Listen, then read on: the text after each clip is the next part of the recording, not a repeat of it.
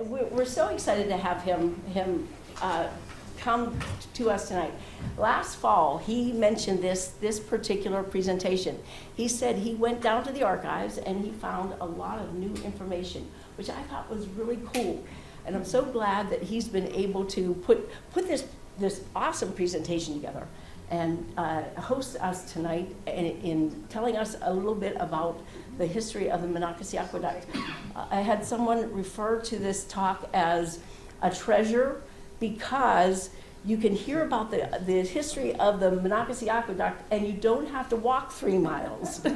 Because, and I should mention because I did not mention May 9th, your walk to the Sidling Hill Aqueduct, right? Right. Right. We do have a continuing hike with John on May 9th to the Sidling Hill Aqueduct, if you'd like to go to that one too. So, without further ado, I'm going to hand it over to John, and we're gonna learn quite a bit tonight. Thank you, John. Thank you, Beth. So I can see my presentation here. Yes. And it's also up there. But can you all hear me? Yes. All right. So this talk is about the Monocacy Aqueduct, past stories and fresh findings. So I just called it the Monocacy Aqueduct. Well, maybe you added to the, I don't know, somebody did, past stories and fresh findings, but I liked it, so I kept it. So the Monocacy Aqueduct is in the Chesapeake and Ohio Canal National Historical Park. And when this park was formed, it was formed as a National Historical Park. But it's much more than just a historical park. When Gilbert Goody and J. Glenn Bell, they were congressmen, they introduced a bill back in 1970 to turn this into a National Historical Park. I think they didn't realize what more it would become. In 2025, it was the 4th most visited park in the United States, national park. And now there's recreation, there's nature, in addition to the history. So if it becomes a national park, then they'll get more funding because they get their funding cut every year because they're only a historical park. All right, next. So there's a picture of the aqueduct in snow. Next. Is that thing going to stay on? So there are 11 masonry aqueducts. And you can see them listed there. Aqueduct number 1 is Seneca, then Monocacy is the second one. And it goes all the way to, next slide, to the Evetts Creek Aqueduct, and that's aqueduct number 11. Okay, next one. The Monocacy Aqueduct is the largest of all the aqueducts. It has 7 arches. And there are 4 of the 11 aqueducts have 3 arches. There are 6 aqueducts with a single arch. The Monocacy Aqueduct is 516 feet long.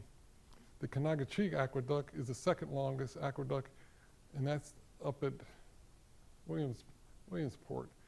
And that has 196 feet long. Next one. So before the aqueduct could be built,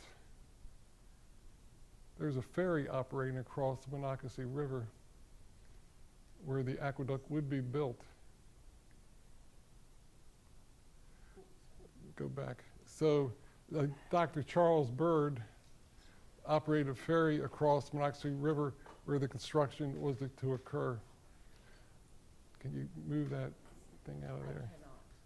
On July 16th, 1828, Dr. Bird sold 4 acres and 6 rods to the Sino Canal Company at an agreed price for $80.20.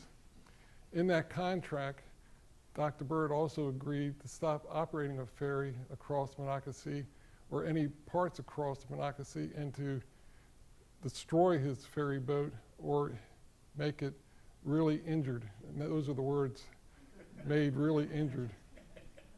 And I looked up what a rod was, 16.5 feet. Okay, next. So there's the Monocacy River flowing into the Potomac River. And you can see where the Monocacy Aqueduct would eventually come across. Okay, next one. So on the west side of the aqueduct, it belonged to a man named Christian Kemp. And in March 1829, he settled with a court in Frederick County to sell 3 acres, 2 rods, and 16 perches of his land for $210 in damages. So I guess he held out for more money. Next. And then there was 2 men, they were engineers that hiked the entire Potomac River, plotting out where the canal would go. You know, it goes from Georgetown to Cumberland. It's 184.5 miles. And their documentation is in a book in the archives. It's Getty's, it says Getty's and Roberts. The date of that book is 1827. But they estimated that the cost would be $70,000 made of stone and like $50,000 of wood that would be used. And that was in a newspaper in 1828. Go ahead. And then they also estimated that the Monocacy Aqueduct would have 10 arches of 50 feet span across Monocacy at a cost of not to exceed $70,000. Okay. The construction began in 1829 and it was completed in 1833. Benjamin Wright, he was named the chief engineer for the C&O Canal Company in 1828. He had previously been the chief engineer for the Erie Canal, and that was completed in 1825. He sketched a design of the Monocacy Aqueduct in the summer of 1828. Next. There's Benjamin Wright. And then here's his sketch. So his sketch shows 7 arches, and that's what was used, was his design. Go ahead. Then the inspector of masonry was hired, was Robert Leckie, and he was a native of Scotland and came to our country in 1805 with his wife Mary Ann. He labored for years as a stonemason, and his previous experience to working for the C&O Canal Company, he was a supervisor at Latrobe's Marble Quarry in 1817. How many people have been to Latrobe's Marble Quarry? It's along the C&O Canal.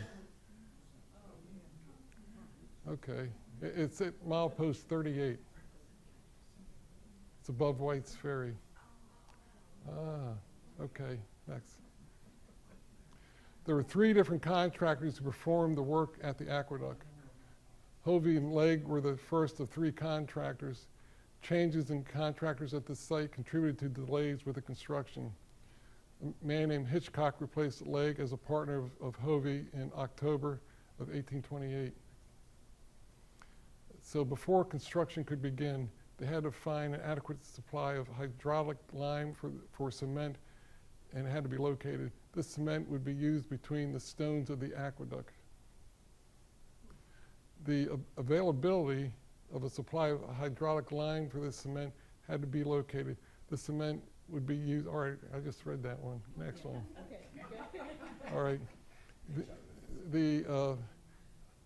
Its hydraulic limestone for cement was discovered near Shepherdstown on the Virginia side of the Potomac. Back then it was Virginia, today it's West Virginia. The Shepherdstown cement mill created a new industry in the region. The C&O Canal Company board directed Inspector of Masonry Robert Leckie in April 1829 to proceed to make contract with Messrs. Butler and Reynolds at the mill for 50,000 bushels of water lime. And here's a picture of the mill, and you can see the dam on the right, and the dam had logs going across the Potomac River, and they were sitting on stones. Okay. And this is what the cement mill looks like today. It's in ruins, so anybody can go there. It's just I went there in the wintertime. I would imagine all those vines and all are growing right now. Next one. So there's the first lime kiln at the cement mill in Shepherdstown. Next one. Oop. In order to increase cement production, more lime kilns were built. And there's the inside of one of the lime kilns.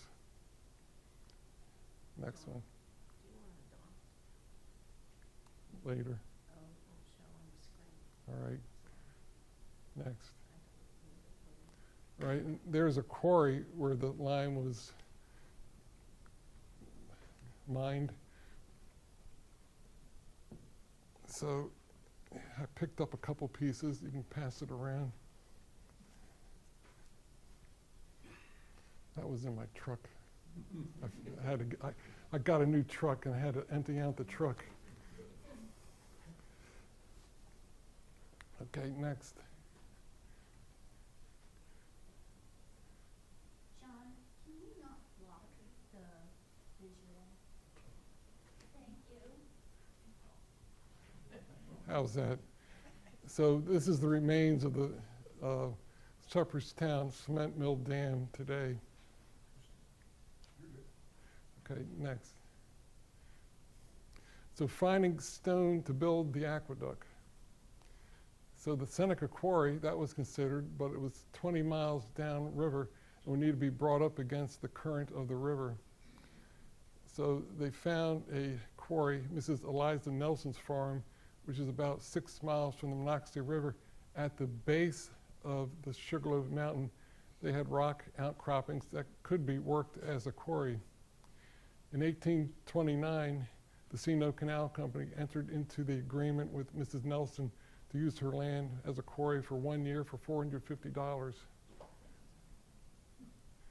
And you can see Sugarloaf Mountain, and where I have a red circle, that was Mrs. Nelson's quarry. If you look farther down to the left, there's another circle. That would end up being the quarry that was used to build the Monocacy Aqueduct. So there's a sign at mouth of Monocacy Road that says these stones came from the base of Sugarloaf Mountain. Well, that's wrong. They came from, so that's 3 miles away where this other quarry was, where it says J.L. Belt. Anybody ever heard of the name Belt? Okay. Dr. Belt, all right. But that's a different Belt. He's the father. Okay, so here's Mrs. Nelson's quarry today. So I've been here, and I was there maybe in February a couple years ago, and I'm walking all the way around. When I got back to my truck, I had ticks crawling on my pants. So ticks are out there year round. But I didn't have any on my skin. Okay, so the farm of Joseph Johnson, he had harder white and red stone. It was found on the outcroppings of his farm.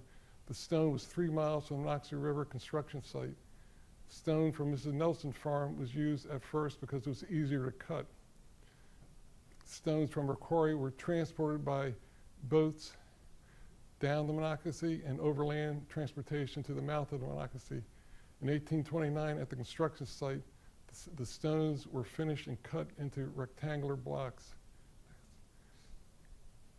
So those are some stones with drill marks at Mrs. Nelson's quarry. And here's some of her stones.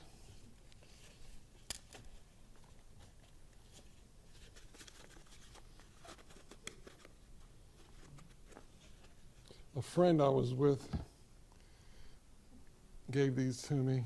He had picked them up and he polished them. So here's a white one or gray one, and here's a pinkish one from Mrs. Nelson's quarry. And underneath one of those, it says Mrs. Nelson's quarry, or Mrs. Nelson. All right. Next. So at the site of the Monocacy Aqueduct, they built a coffer dam to hold back water so workers could lay the masonry blocks for piers on the bedrock of the river bottom. The first coffer dam was built in June 1829. Once built, Once built, the interior of the cofferdam would be pumped by hand to clear the water.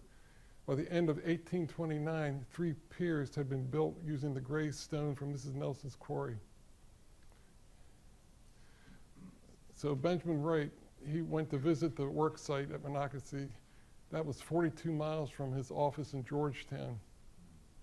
He had his hands full constructing the rest of the canal. In July 1830, Wright visited the site and discovered that the gray stone, one of those was a grayish stone, was too soft and much of it had already cracked or split. The 3 piers constructed by contractors Hovey and Osborne had to be demolished and rebuilt with much harder stone. As a result, the superintendent of masonry, Leckie, resigned in August of 1830. Was he asked to leave or was he? I don't know. So Joseph Johnson's quarries. Stone began to be cut from his quarries in 1829. It was not used in favor of the stone from Mrs. Nelson's quarry. Stones from her quarry were easier to work with, as I said.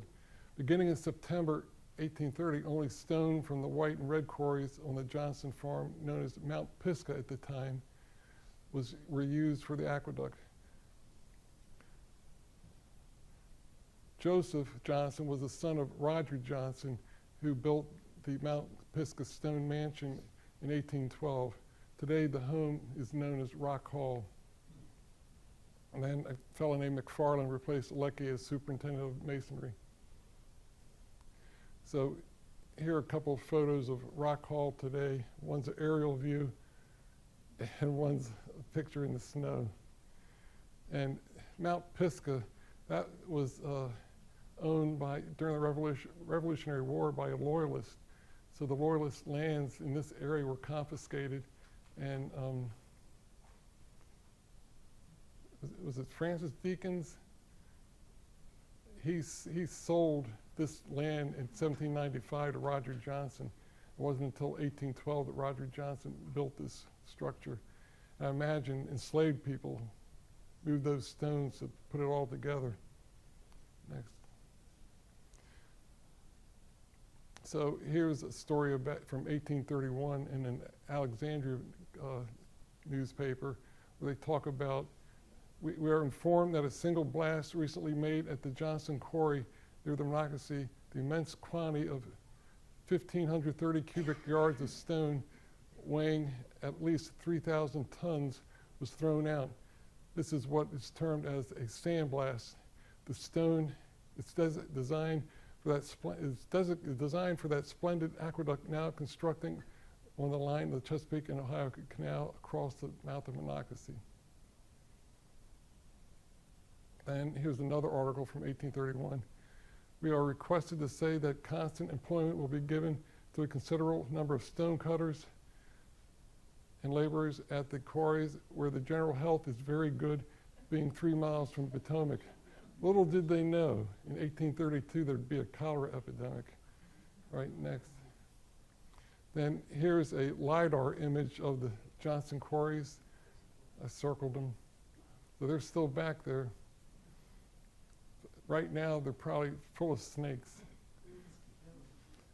So Chief Engineer Benjamin Wright requested that stones from the Johnson quarries be taken from both the white and the red quarries for the aqueduct. The Johnson quarries were, as I said, 3 miles from the construction site and were about half as close to the site as compared to the Nelson quarry. Carts carrying the stone by oxen and horse passed by the front of the Johnson's house. He was paid $500 for use of the quarries. So there's a picture of me at the white quarries. Next. And here's some abandoned stone at the white quarry. I guess they fell off the wagon and they didn't have anybody around to pick it up to put it back on the wagon. So there are some drill marks. That's in the red quarry. And then this sign you probably can't read, the finer print, but this kiosk is at the Monocacy Aqueduct. And one day I was sitting on the wooden board next to it, and I started reading the top part, and that's a picture of Benjamin Wright. But in it, it says, just what I just said a few moments ago, that Benjamin Wright requested that both white and red stone be used. And that's what it says there, but then it says, the concluding sentence, however, only the white stone was used. So if you look at the Monocacy Aqueduct, there's both white and red stone there. So I wrote the head of interpretation of the C-No Canal, and she didn't write back. And then that stone, that white quartzite stone got around. So that's the stoop at the Lock House 27, which is about 7/10 of a mile down the towpath from the Monocacy Aqueduct. So I've sat on that stone a number of times. And then here's granary ruins, and you can see some of the white quartzite that was used. I guess it was left over. Okay, next one. So Joseph Johnson died in 1836, and his estate sold the property to Alfred Belt in 1839, who changed the name of his home to Rock Hall. Alfred gave the property to his son John Lloyd Belt in 1839. The Belts lived at Rock Hall for another 100 years. And in this book about the Monocacy Aqueduct, it says Joseph Johnson's estate sold the property to a man named Middleton Belt. So I looked up Middleton Belt, I couldn't find him, but it's written history that Alfred Belt bought the property. All right, next one. For a variety of reasons, cement could not be consistently supplied from Shepherdstown, and this caused delay in constructing the aqueduct. Often the water in the Potomac River was too low to transport the cement down the Potomac. The canal company investigated, finding a suitable place close to the Monocacy site. There was a source near Tuscarora Creek in Frederick County. The cement was tested by Leckie in 1829 and found it to be okay. But by the spring of 1830, the hydraulic cement from the Tuscarora mill was found to be defective. Okay, constructing the aqueduct. There were ledgers available in the archives for 1829, 1830, and 1831. The ledgers were by week. For 1829, 1830, the ledgers were titled Weekly Returns for Aqueduct Across Monocacy River. But in 1831, the title changed. The ledgers were titled Copy of the Weekly Returns for Aqueduct Number 2. There are no ledgers that I could find for 1832 or 1833. Now, why do they call it Aqueduct Number 2? Because the Seneca Aqueduct, which was recently completed, that was Aqueduct Number 1. So they started numbering the aqueducts.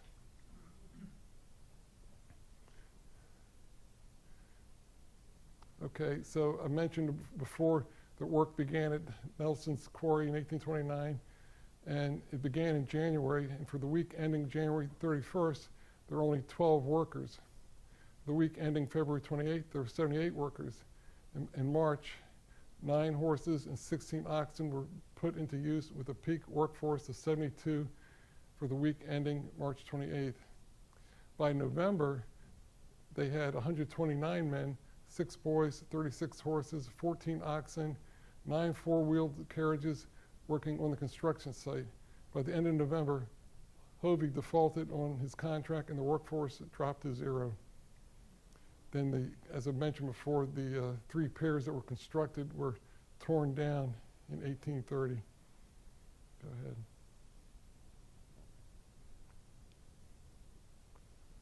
Okay, in 1829, in December, they replaced Hovey with a guy named Osborne.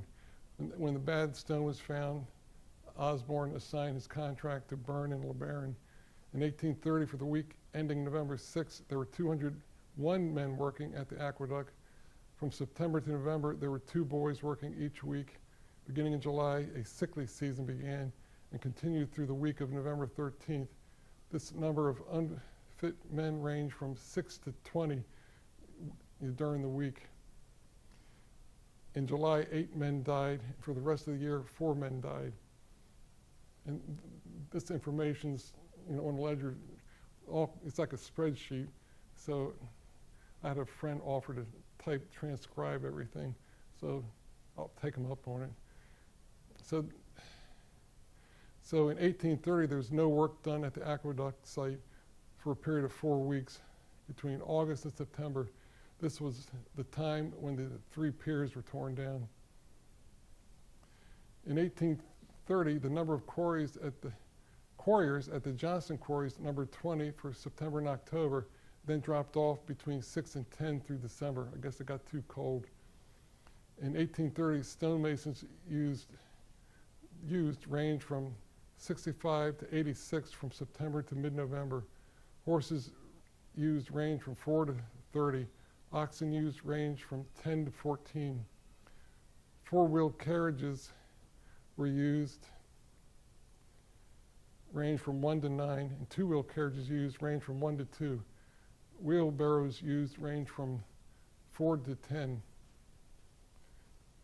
And in 1831, the number of men working at the site peaked in November with 177 men, which 1 was unfit, and 3 boys, of which 1 was unfit. There were unfit workers virtually every week in August, and there were 15 in September, in August, and there were 15 in September. There were 2 deaths only in 1831. Horses used range from 10 to 15. Oxen used range from 6 to 8. There are no oxen used after December 17th. 4-wheel wagons used range from 8 to 10. There was 1 2-wheel wagon used in October through December. There were 4 wheelbarrows used 2 weeks in October. Men engaged in blasting from 6 to 21 from September to December. Stonecutters used throughout the year, and the numbers peaked in the 60s in October and December. Masons were used from October to December and ranged from 3 to 6 weekly. In the winter of 1831, a wooden railway was constructed leading from the quarries past the home of Joseph Johnson down to the aqueduct site. The rails are long gone. However, Dr. Norval Belt, who owned property called the Knoll, mentioned to neighbor John Mullen, currently living at Rock Hall, that when digging in his yard, he came upon logs from the old railway. Norval lived there from about 1950 to 1983. And today, when walking behind Rock Hall home to the quarries, the cutout path of the railway is still visible. Isn't that right, Tom? All right, next. All right, I mentioned before, when it snowed, the contractor built sleds to transport the stones from the quarry. Laying the stones at the aqueduct, well, the superintendent of masonry said that shears with strong fore and aft guys and loft tackles should be used. The stones would be first tried and laid down on its bed dry, and when the proper stonemason will directly see what sort of a bed is wanted to make the stone lay as it should. Then the stone was hoisted about 18 inches, and a bed of mortar was to be put down on the stone again and to be let quietly down on its bed. So this is underneath the 7th arch at the aqueduct, and you can see the bedrock that it was built upon. Next. So Father John McElroy, he visited the work sites, and he kept a diary. In June of 1830, he said a mass in the woods. A large congregation assembled, chiefly canalers. He heard about 50 confessions, preached mass. After dinner, came up to the White Quarry, lodged in a shanty, heard confessions until 10. In July of 1830, he went to the White Quarry this evening to say mass. On April 22nd, 1831, he purchased a temporary chapel at the mouth of Monocacy for the convenience of the canalers. So this fellow, Father McElroy, he ended up founding Boston College. So the men who worked on the aqueduct project either died during the construction or left shortly before its completion, or shortly after its completion. Chief engineer and aqueduct designer Benjamin Wright resigned November 6, 1830. Wright was frustrated by the lack of progress on the canal caused by the lawsuit brought by the Baltimore and Ohio Railroad. the dispute over the narrow passage along the Potomac River at Point of Rocks was resolved in 1832 in favor of the canal. Many workers fled the project during the late summer of 1832 as a result of the cholera epidemic. There's a mass unmarked grave at St. Mary's Church Cemetery in Barnesville, and these are canal workers. There's one grave at Monocacy Cemetery in Bellsville for John Douglas, who died in November 1832, who may have been a Scottish stonemason working on the canal aqueduct. The epidemic slowed work along the canal, and for the Monocacy Aqueduct, workers returned to work when the epidemic ceased. So on the right is St. Mary's Church, and you see that field? That's where the canal workers are buried, and it's unknown how many are there. There's an effort underway to try to get a monument erected there at the cemetery for the canal workers, because there's nothing there telling you what's there. And then this other unusual stone, that's back near the white quarries. I found two of those back there. And I think it's a grave, but it could also be a boundary marker, but I don't know. And the smaller stone in front has a drill mark through it. Okay. So here's Douglas's gravestone at Monocacy. Okay, next one. And then the Monocacy Aqueduct was completed in April 1833. Water was emitted from Harper's Ferry, and dam number 3 was completed, along with inlet lock number 3 to Georgetown in October 1833. Water at that time crossed Monocacy Aqueduct. All told, the C&O Canal Company paid out $127,895.51 to 3 different contractors. The total length, 516 feet. Number of arches, 7. So here's some facts about the aqueduct. The length per arch is 54 feet, width of the waterway 19 feet, width of the tow path is 9.5 feet, and the amount of stone used was 9,788 perches. The aqueduct was used as a waterway bridge until 1924 and as a pedestrian bridge after that. So here's a memorial stone in the middle of the aqueduct, and one name that's not on there is Benjamin Wright. So you have like the president of the C&O Canal Company. You have some of the current chief engineer was Charles Fisk.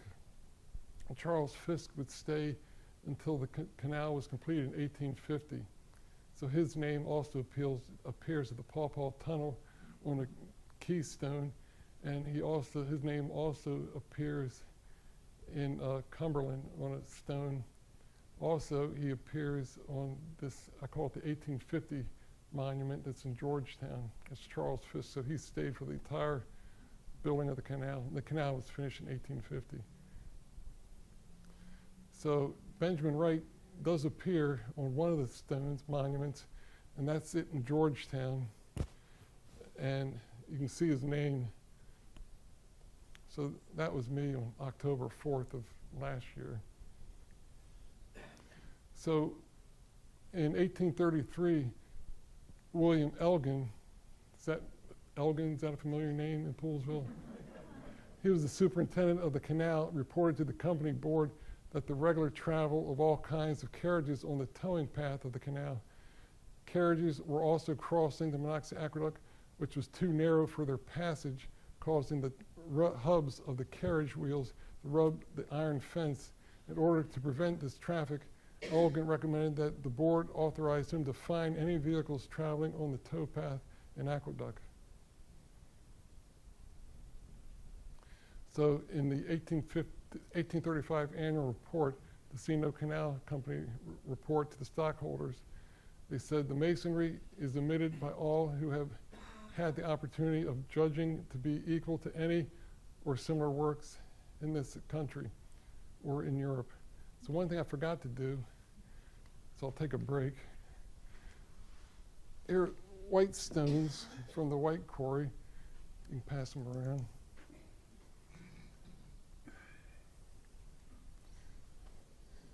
And here are a couple red rocks from the red quarry.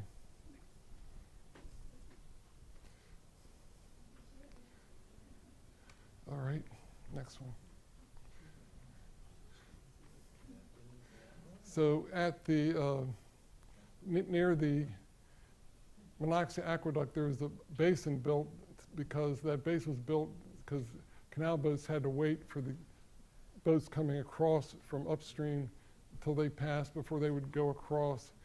So there was a post office open there in 1829 and continued to operate until the early 1900s.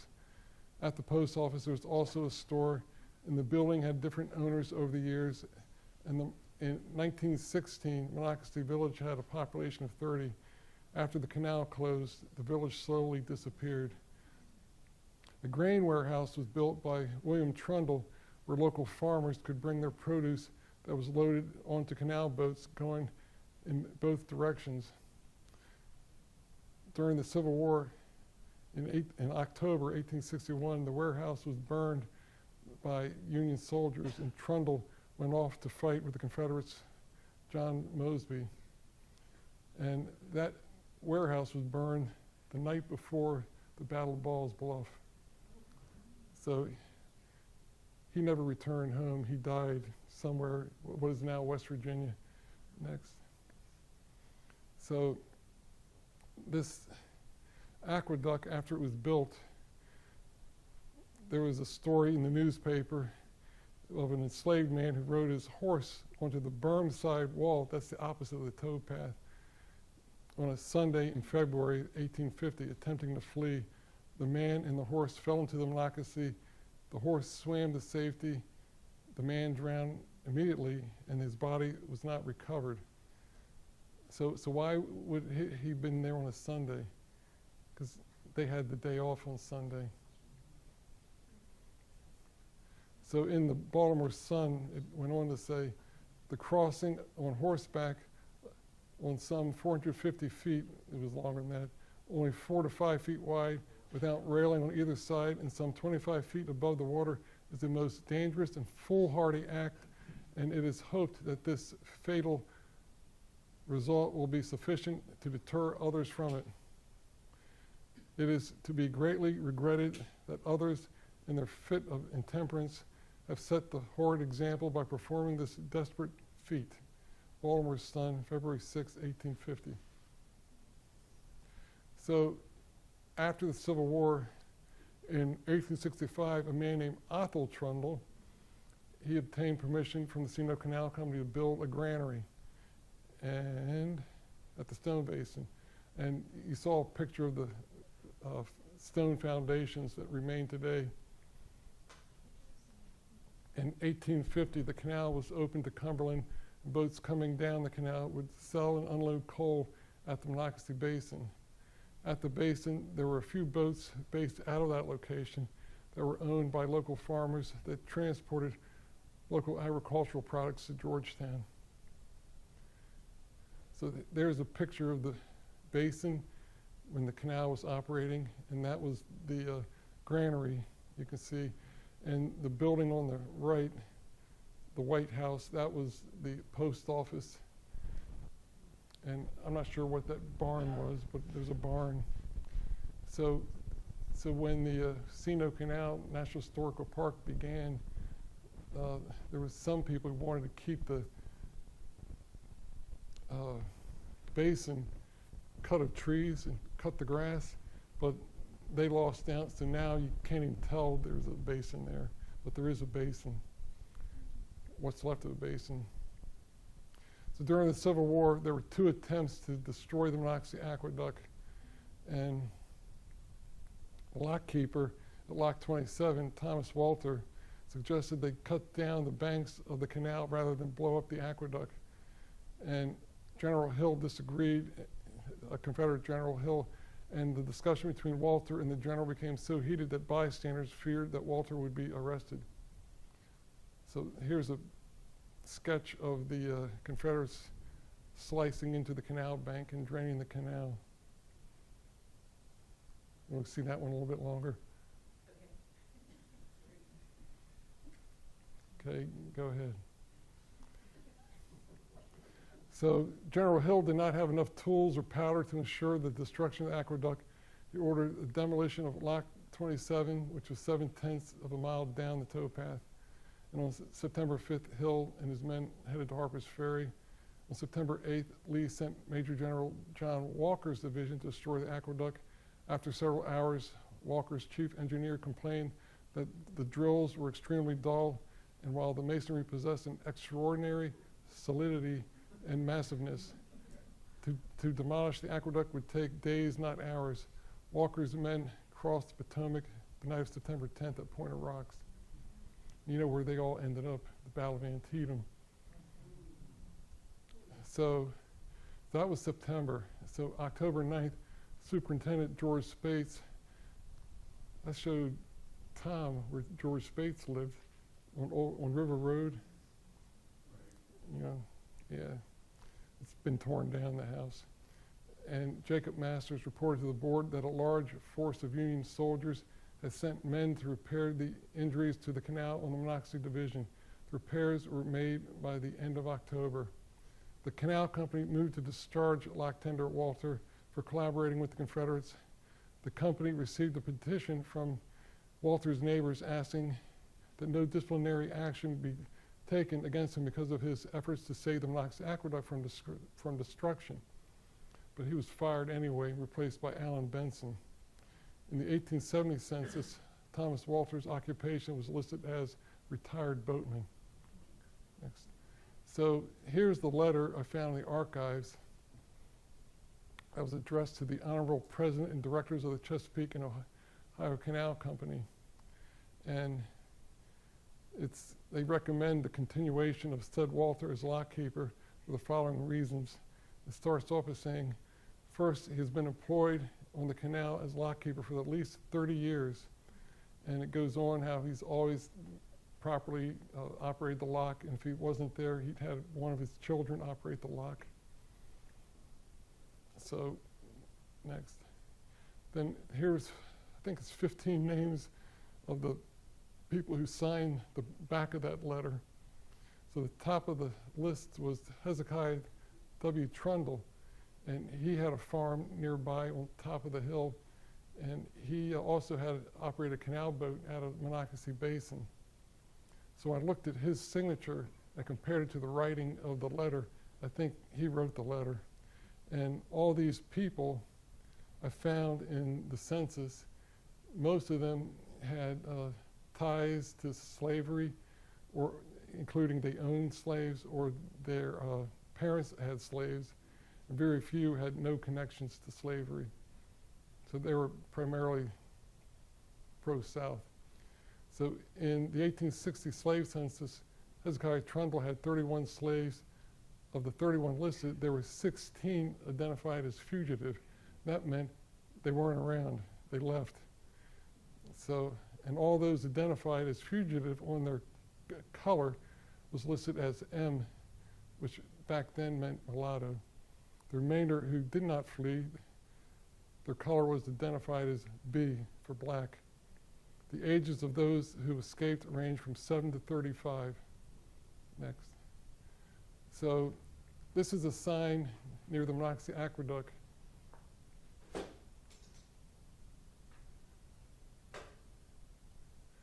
And go to the next page.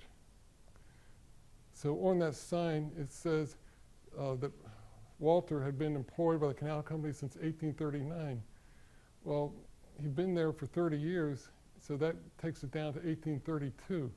So I know he had a contract in 1832 to build a culvert, which was culvert number 44, which got washed down in the 1840s, and they ended up building the trunk aqueduct near Edwards Ferry. So he's been working since 1832. And then down below it says, but a petition from Walter's neighbors led to his reinstatement and recognition for protecting the key canal structures. Well, there's no record at the archives saying that he got reinstated. And there is a book about the C&O Canal during the Civil War. It's called Trembling in the Balance by Tim Snyder. And in there it says he was never rehired. And Beth wants to say something. Well, yeah, Tim Snyder is going to be a speaker for Poolsville seniors in September. So I wrote Christiana Hansen of the park about this one too. Didn't hear back. So here's a sketch drawn by Scott's 900 Cavalry Regiment. In the far right-hand corner, you can barely see a little bump where I put the red arrow, and that was the blockhouse. Next. And this is a LiDAR image. You can see the Monocacy Basin down low, and you can see where the canal leads up to the Monocacy River. But that one circle, that's a rifle pit. Then the other circle is the earthworks of the Monocacy Fort, Civil War fort. And the road, that's a road leading past it. That's Mouth Monocacy Road. It turns left down to the parking lot. And that rifle pit is at the parking lot. So I told the archaeologist for the park about the fort. He never knew about it. I said, well, here's the LiDAR image. And I've been to it. So there's no sign saying what it is. Yes? Where would the basin have been on that LiDAR? Can you see, or would it have been on the other side? The basin, you see the circle down low, the blue circle? Yeah. To the left, that's the basin. That's okay, right. It's all overgrown. Yeah. Okay, next. Then here's an old picture of Lock 27, and you can see the small white building on the left. That was the wait house for the lock keeper. He would wait there, waiting for the boats either coming towards him or coming up the canal. Then those two houses were built across from the lock house, and I've been over there. They've been torn down, and you can see the remains of those houses. And here's a picture of Lock 27. So after the Civil War in 1873, it was noted that many of the aqueducts leaked, and the Metropolitan Line, the B&O Railroad, took away canal business at the Monocacy Basin. And the Monocacy Aqueduct survived floods 1877, 1886, and 1889, but the flood of 1889 caused the canal company to go into receivership with the Baltimore and Ohio Railroad, which emerged as the majority owner. The railroad appointed a trustee to manage the canal, and two floods in the spring of 1924 permanently closed the C&O Canal. And then, next. So, above the Monocacy Aqueduct, you can see a railroad bridge. And the stones for that bridge came from the White Quarry. And Gil Belt, who lived at the Rock Hall, he was one of the sons of John Lloyd Belt. He remembered the railroad had about 75 men employed getting the stone out. They had their camp near the railroad bridge under construction. They passed Rock Hall in the morning on their way to the quarry, and in the afternoon when their work was done for the day. The building stone was hauled then by two-wheeled oxen teams and stone wagons pulled by horses and mules. The distance made deliveries very slow. When the railroad was laid for as far as the Monocacy River, building stone was shipped by rail to the construction site. The white quartz site was noted for its fire resistance. According to Miguel Belt, these stones were used for relining the iron furnaces at the Catoctin furnace, and at that time was owned by a fellow named Colonel McPherson. They were originally built by the Johnson brothers, including Thomas Johnson, who was the first governor of Maryland. The stone was hauled by mule teams to the furnace. The teams brought a load of pig iron from Catoctin to Frederick for shipment. Then they would come to the quarry and take the load of stone back to the Catoctin furnace. It says it took 2 days to make the trip to the furnace. And here's the Monocacy Aqueduct. It was like a giant waterfall as it leaked. Go ahead. How deep was the water when it was operating? It's about 10 feet deep. Go ahead. And then here's a packet boat. That's a passenger boat on the Monocacy Aqueduct.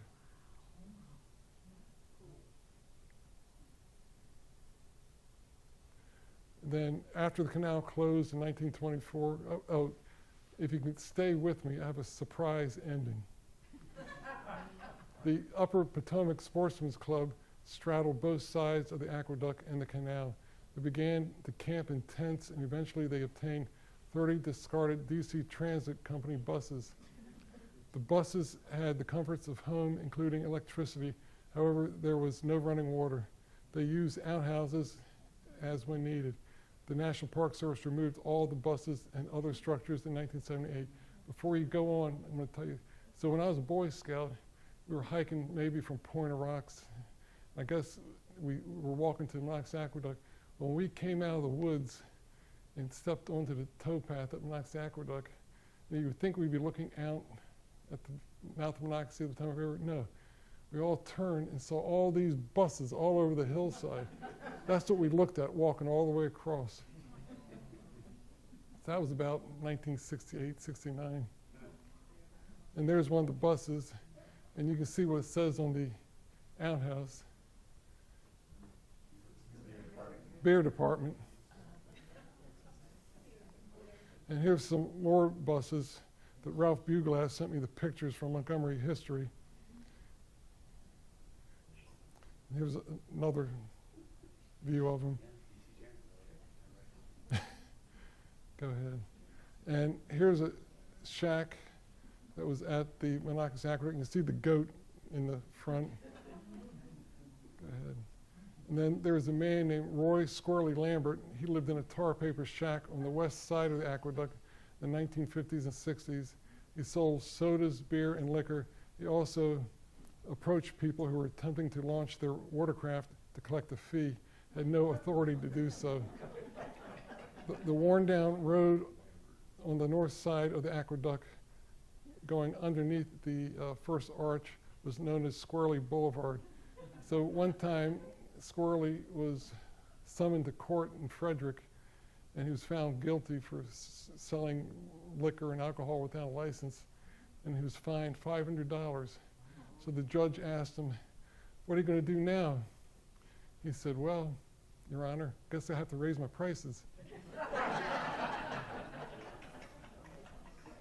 So here you can see the tire marks going underneath the arch of the aqueduct.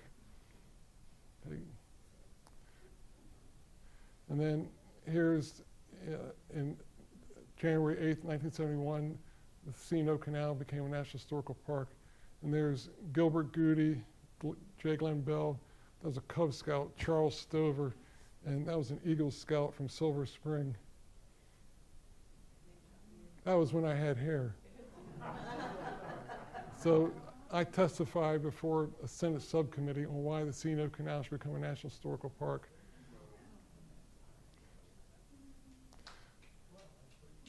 Thank you. So in September of 1972, Hurricane Agnes caused major flooding to the Monocacy River. Water overtopped the aqueduct and knocked out a large section of the historic fence. John, you still with us? Good. So you can see today on just either end of the aqueduct, the old historic iron fence is still there, but in the middle is a new modern fence. So that modern fence, if the flood rises, the water rises, the Park Service can remove the fence so it doesn't knock it down. But that's kind of dangerous work, moving a fence over a flood. So there were cracks underneath the wall, underneath the aqueduct, and the outside of the wall, bulged on the upriver side. That bulge is still there. Because if you get on the forest side, on the berm side wall, and you look back, you can see there's like a bulge. So one of these days, So the Federal Highway Administration engineers put hidden rods through the arch of the stones to tie them together, and partly filled the canal prison with dirt to give the structure more weight and help it survive floods. The bracing surrounded and braced the aqueduct's exterior, but did the job. Water in the prison once took care of holding the berm and towpath walls apart. So there's a picture of the steel bands on the aqueduct. Go ahead. And then the Monocacy Aqueduct was named in 1998 as one of the most endangered historic structures. Park Superintendent Ferris is a picture here walking with Hillary Clinton, Senator Paul Sarbanes, and Barbara Mikulski. Hillary Clinton championed the restoration of the aqueduct. So back in September, I wrote the Secretary of Interior about restoring the Seneca Aqueduct.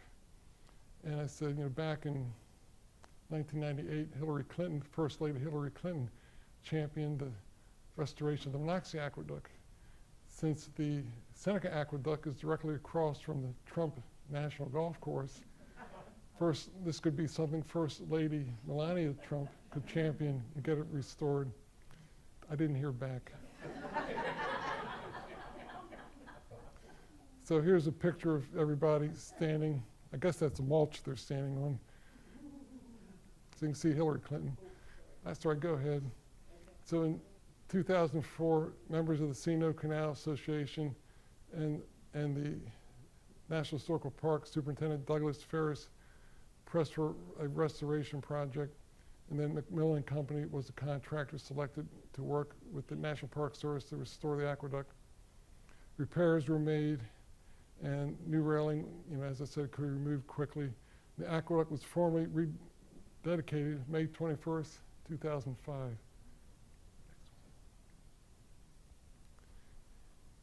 And repairs were made by putting mortar between all the structures, exterior stones, installing new railing fence, and et cetera. And it was rededicated. And the final cost to restore it was $6.4 million.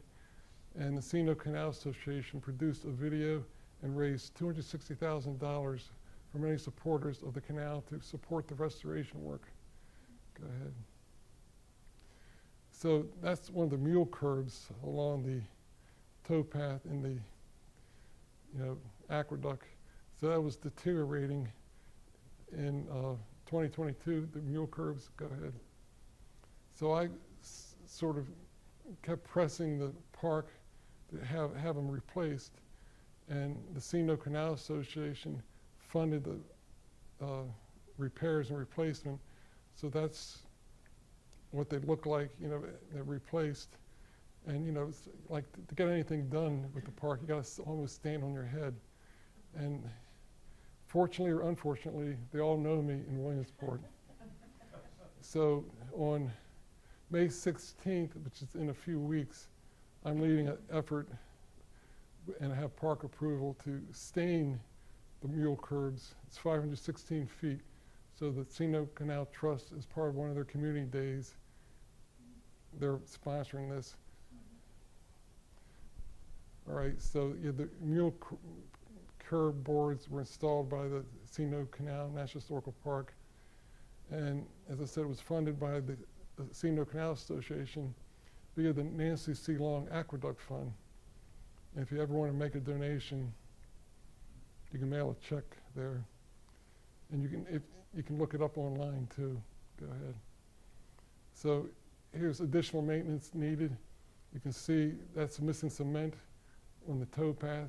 And I had a discussion a couple Sundays ago at a Sino Canal Association board meeting, and it got heated.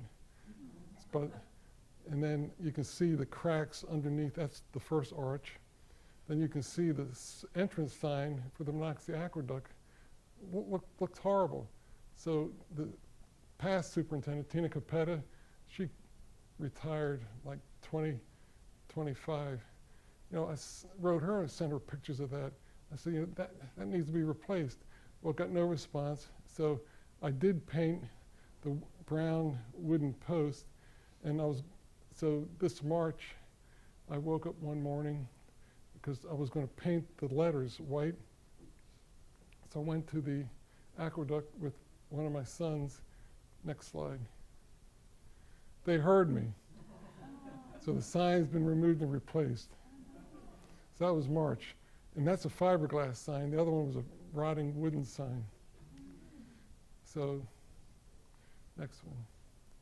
And then every year the tree debris jams up against the aqueduct.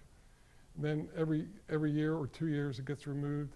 And I've been told by a park ranger or two that it costs between $300,000 and $600,000 to remove the debris.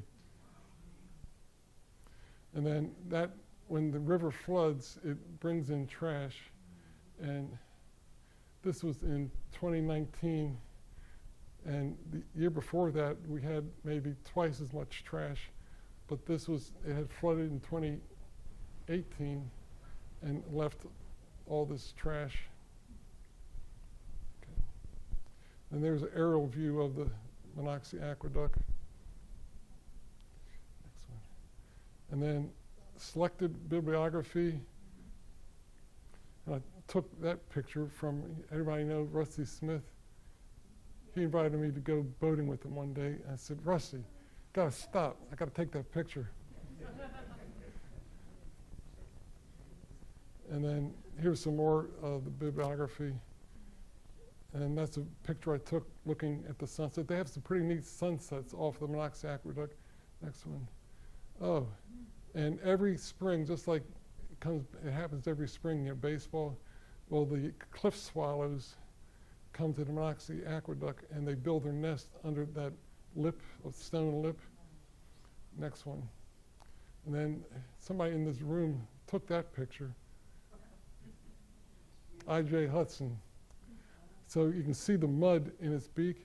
They fly to the muddy bank of the Monocacy and they scoop up mud and they take it up to the nest and they build their nest. Next one. Okay, can you turn the sound on? Okay, well, so this was in June of 2018.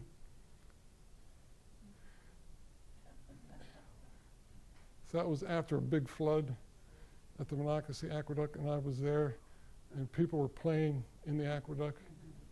So that was the surprise ending. So thank you all.